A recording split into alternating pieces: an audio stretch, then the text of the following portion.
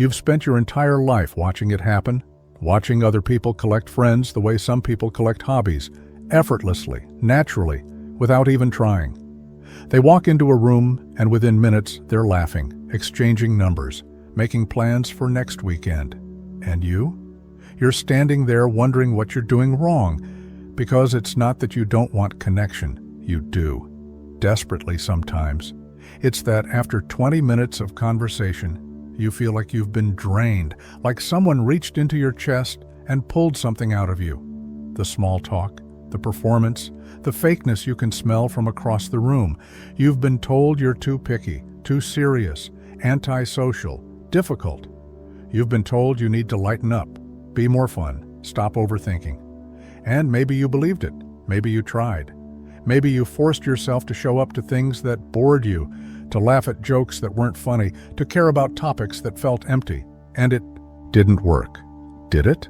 Because here you are, still alone, still tired, still convinced there's something fundamentally broken about the way you're built. But what if that's the lie? What if you're not failing at friendship? What if you're just incompatible with how most people connect? Not broken, not defective, rare.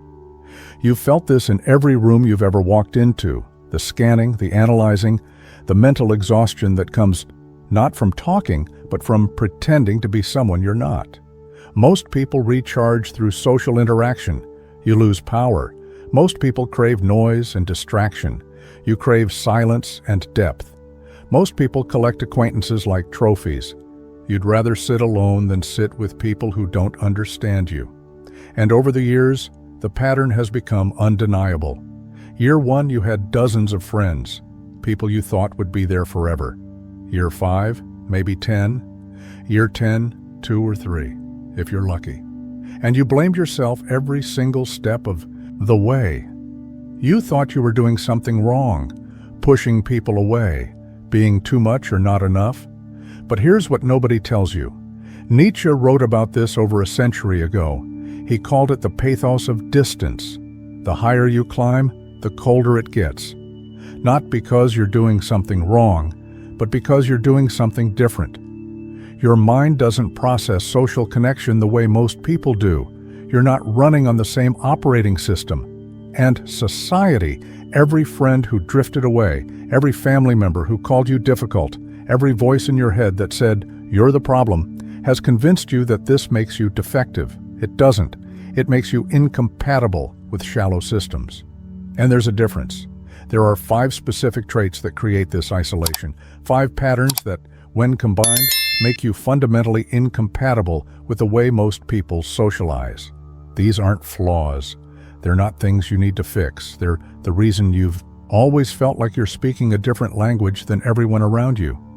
By the end of this, you'll understand why you've always been this way, and you'll stop apologizing for it. Let's start with the first one. The trait that makes every social interaction feel like work instead of play. Trait 1.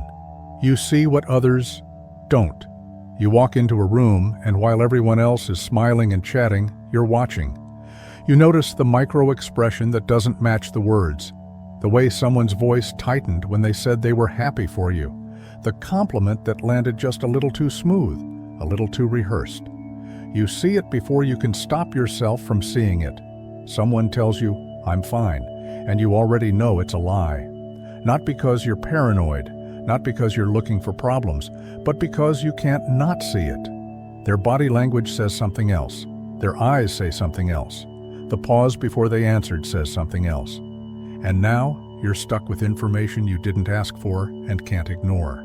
This is what separates you from most people. Your brain doesn't process words the way theirs do. You're analyzing behavior, patterns. What people do when they think no one's watching. What they hide when they think everyone is. It's not a skill you developed. It's not something you trained yourself to do. It's automatic, constant, exhausting. Because here's what that means in practice. Social environments aren't relaxing for you. They're overwhelming. Every conversation is data processing. Every smile is a question. Is this real or performance? Every laugh, genuine or strategic? You're not being judgmental. You're just seeing layers most people don't see. or choose not to. And the cost of that is brutal. People feel exposed around you. They don't know why. They can't articulate it. But something about your presence makes them uncomfortable.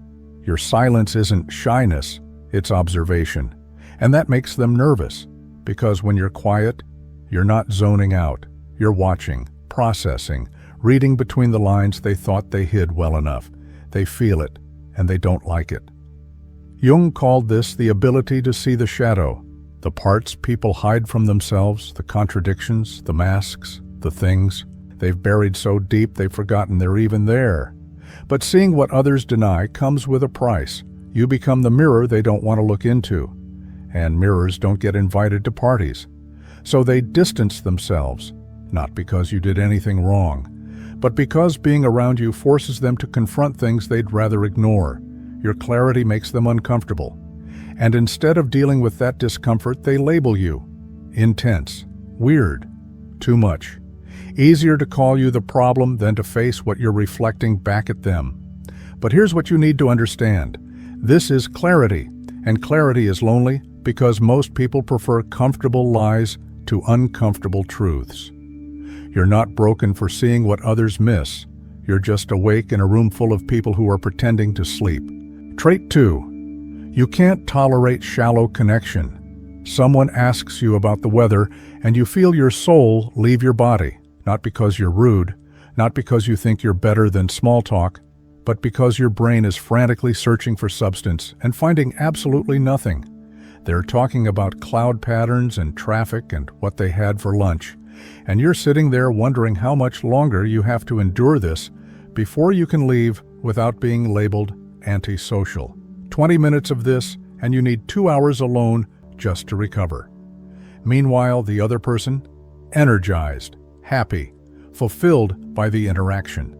And you're left wondering, what's wrong with me? Here's what's actually happening. Every conversation is an energy transaction. You pay, they pay. But you're not paying the same price. While they're cruising comfortably at 20% cognitive load, casually chatting about nothing, you're running at 80% trying to find meaning, depth, something real to anchor the conversation to. Your brain is scanning for ideas, for substance, for something that justifies the energy you're spending. And when it doesn't find it, the conversation becomes work. It's like your mind is a high-performance engine, and they're asking you to run on contaminated fuel. It doesn't work, and it hurts. The inequality is brutal. Their brain rewards them just for the ritual of socializing. The act itself feels good to them. It releases dopamine. It satisfies something. Your brain doesn't work that way. Your brain only rewards substance, depth, real exchange of ideas or emotion. Surface-level chit-chat doesn't just bore you, it drains you. You're playing different games with entirely different rules. And here's the choice you're forced to make every single day. Participate in conversations that feel empty and walk away exhausted, or choose silence. And when you choose silence, society calls it arrogance. They say you think you're too good for normal. Conversation, too intellectual, too serious. But it's not arrogance, it's energy conservation. You'd rather protect your mental resources than waste them on noise disguised as connection. Schopenhauer wrote about hedgehogs trying to huddle together for warmth in winter. They want closeness. They need it. But their quills hurt each other. So they maintain distance. Not because they don't want connection, but because getting too close causes pain. You have sharper quills than most people, not by choice, by design. Your need for depth, for meaning, for substance, it's not a preference you developed. It's how you're built. And shallow connection doesn't just fail to satisfy you, it actively harms you. So you pull back, you go quiet, you stop showing up to things that feel like a waste of time, and people take it personally. They think you're judging them, rejecting them. But you're not.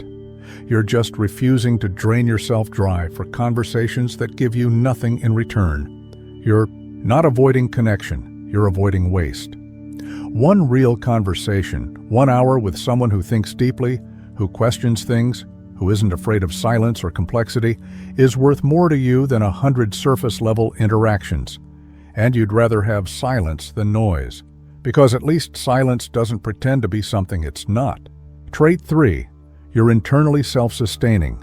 People try to manipulate you with approval, and it doesn't work.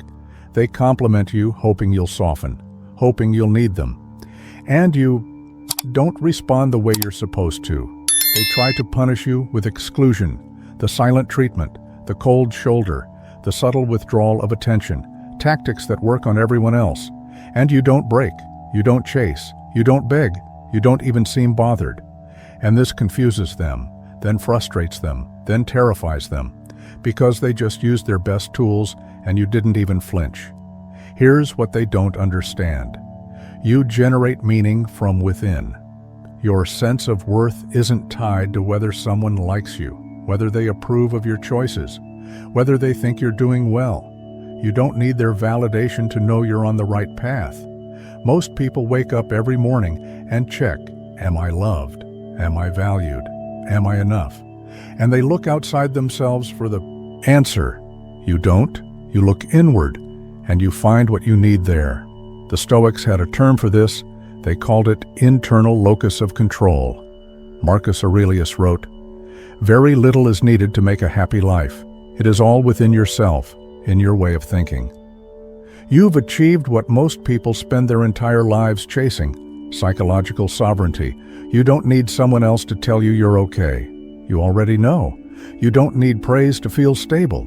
You don't need attention to feel seen. You don't fear rejection because your foundation isn't built on other people's opinions. And that makes you dangerous, not to individuals, to systems. Because every social structure, friendships, families, workplaces, operates on a hidden currency, dependency. People bond through mutual need, through validation exchange, through the unspoken agreement that will make each other feel important. But you don't need that exchange. You're self-sustaining. And when you don't need them, they can't control you. They can't use the fear of exclusion to make you comply. They can't dangle belonging in front of you to get you to perform. They can't leverage approval to shape your behavior. You're immune to the tools most people use to influence each other. And that makes them deeply uncomfortable. So they label you cold, distant, arrogant, emotionally unavailable, anything to explain why their standard manipulation tactics bounced off you. But you're not cold. You're just not desperate. You're not distant. You're just not dependent. You're not arrogant. You're just not asking for permission to exist. And in a world where most people's entire sense of self is built on external validation, your self-sufficiency looks like a threat. Because if you don't need them, what power do they have over you? None. And people fear what they can't control. So they push you away. They call you difficult. They say you're impossible to connect with. But what they really mean is, you're impossible to manipulate. And they're right. This isn't emotional unavailability. This is self-sufficiency. And self-sufficiency is threatening to people who have spent their entire lives mistaking dependence for connection. You don't need them to complete you. You're already whole. And that's not loneliness. That's power. If this content is making sense to you, subscribe to the channel. Thank you for your support. Trait 4. Your progress is a mirror. When you were struggling, you had friends, plenty of them, people who called, who checked in, who wanted to hang out and commiserate about how hard life was. Then something shifted. You started building, improving, getting disciplined about your time, setting goals, actually working towards something. And slowly, quietly, they disappeared. Not all at once. Not with drama or confrontation. They just drifted. Stopped replying as quickly. Stopped inviting you to things. Found reasons why they couldn't meet up, until you looked around one day and realized you were alone. And you blamed yourself. You thought, I must have changed. I must have become too focused, too serious, too much. But here's what actually happened. You didn't change who you were. You just stopped pretending to be someone you're not. You became more disciplined, more intentional, more focused on building something real instead of wasting time on distractions. And that pushed them away, not because you did anything to them, but because your progress became a mirror. Every step you took forward reflected back their stagnation. Every hour you spent working on yourself reflected the hour they spent scrolling. Every choice you made toward growth highlighted the choices they weren't making. You weren't trying to shame them. You weren't judging them. You weren't even thinking about them. You were just living your life. But your existence at a different frequency became an accusation. Because when they looked at you, they didn't see you. They saw their own unrealized potential, their wasted time, their abandoned dreams. Jung wrote about this. He called it the shadow, the parts of ourselves we refuse to acknowledge, the things we've buried, the potential we're not living up to.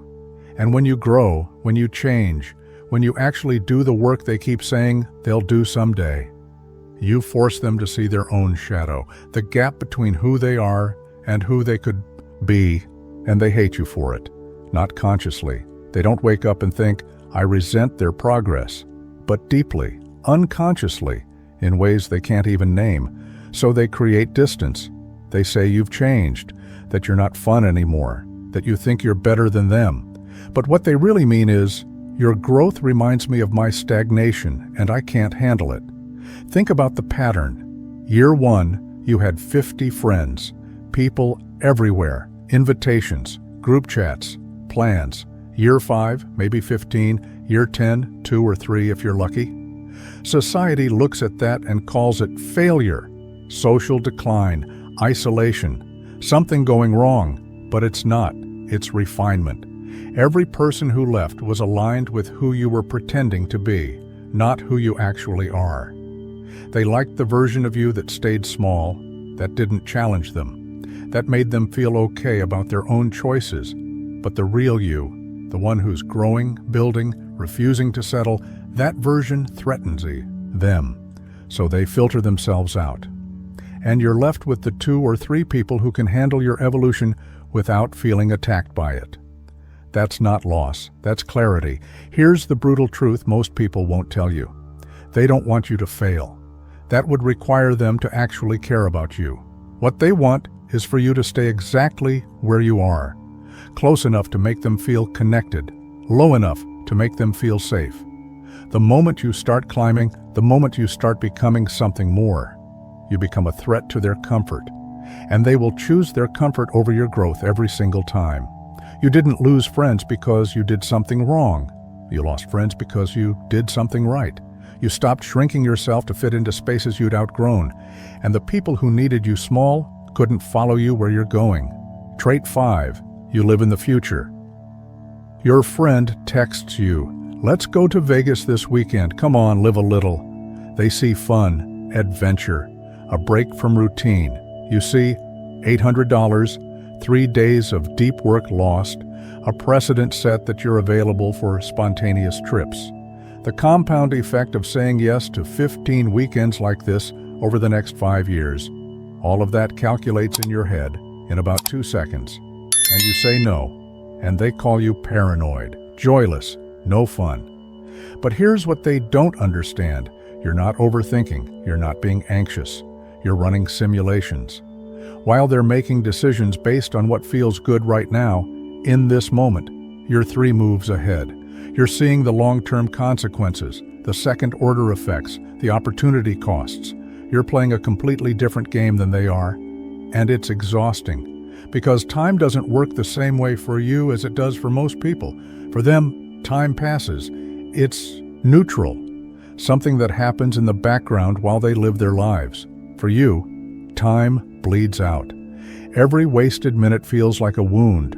Every hour spent on something meaningless feels like something dying inside you.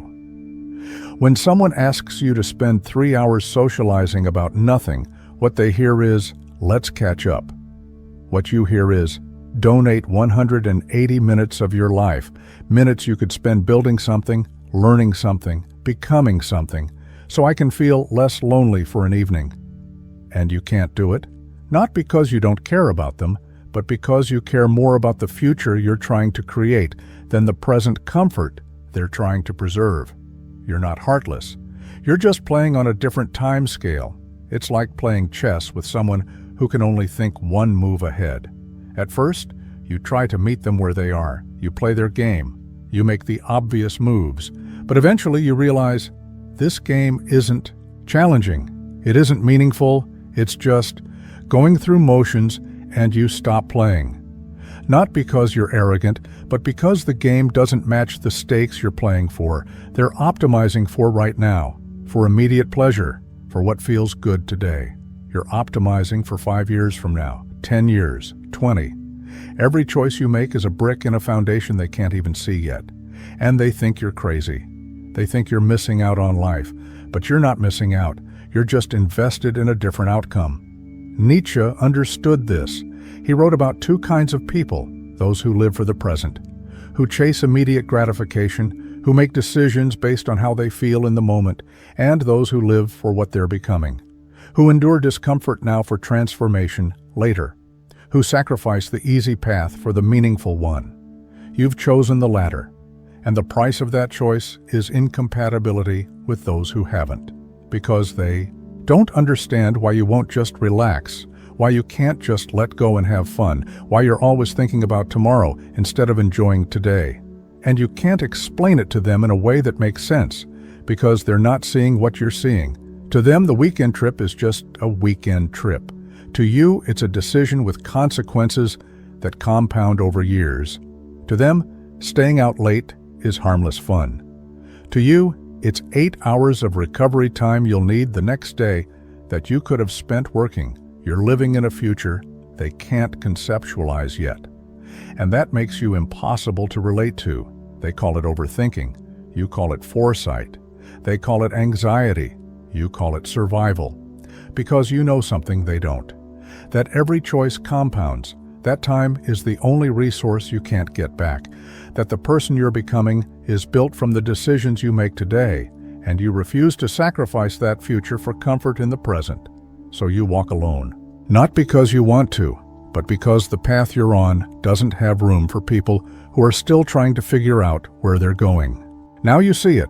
When you combine all 5, the pattern recognition that makes you see through people instantly, the depth requirement that makes shallow conversation feel like death, the internal self-sufficiency that makes you immune to manipulation, the mirror effect that makes your progress threaten others, and the temporal displacement that puts you on a different time scale than everyone around you.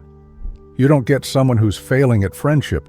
You get someone who is fundamentally incompatible with how most people connect. You're not broken. You're succeeding at something entirely different. Authenticity, depth, self-sovereignty. Things most people spend their whole lives pretending they want but never actually choose, because choosing them costs too much. And the cost is this: isolation. But here's where it gets dangerous. Prolonged isolation will make you doubt yourself. It will whisper, maybe you should lower your standards. Maybe you should try harder to fit in. Maybe you should mask who you are just to have someone around. And that temptation will feel reasonable, because loneliness hurts. But listen carefully. The pain of isolation is finite. It has a bottom. You can hit it. You can sit with it. You can survive it. The pain of self-betrayal is infinite, because you don't betray yourself once and move on. You wake up tomorrow and do it again, and again, and again. Every fake laugh, every shallow conversation, every time you shrink yourself to fit into a space you've outgrown, you die a little, until one day you look in the mirror and you don't recognize the person looking back. That's the real loneliness, not being alone, but being surrounded by people and still feeling completely unseen. So here's the choice: loneliness or self-betrayal. One has an end, the other doesn't. Choose wisely. You're not broken, you're rare. And rare things are lonely by design. Now go to the comments and tell me, which of these 5 traits hit hardest? Which one made? You realize you're not alone in this? Your answer might be exactly what someone else needs to read today. And if this video made you feel seen, if it gave words to what you've been experiencing your whole life, support it. Like the video, subscribe to the channel. This space is for those who refuse to lower their standards just to belong.